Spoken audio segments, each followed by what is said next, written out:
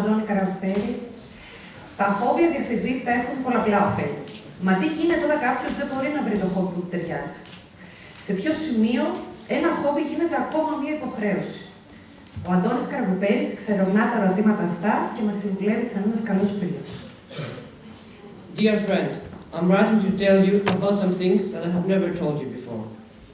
Do you remember the day you were coming back from school and you were trying to find an excuse to tell your coach in order to skip Hardball training? That moment I was thinking, this does not feel right. What can I do to help you? I ended up not telling you anything because I didn't want you to feel bad for yourself.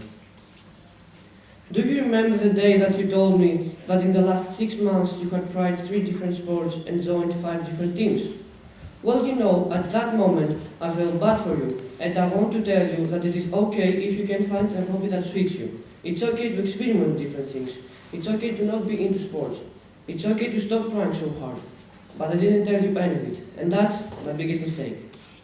That's a letter that I should have sent to my friends and to all the teenagers that can't find a suitable hobby for themselves. Finding a hobby is not an easy business. How many of you started a hobby because a friend of yours had been doing it?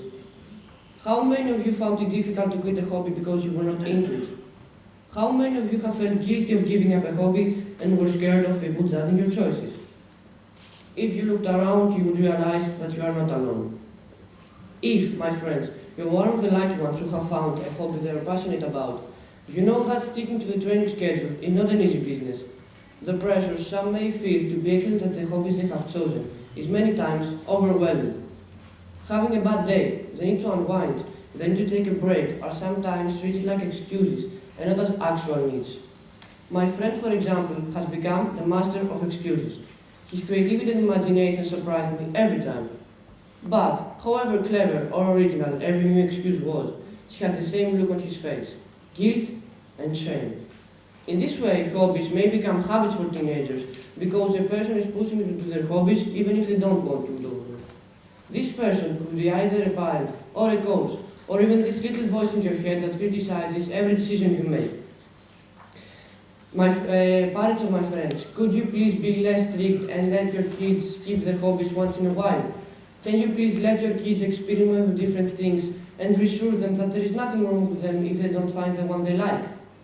My friends, make sure you organize your time better in order to have more free time for your hobbies. And please, get rid of any guilt and pressure. You have the right to experiment until you find the ideal hobby for you. You have the right to skip practice. Not having a hobby is not the end of the world. Not having a hobby may be the beginning of shaping your preferences and personalities. Thank you.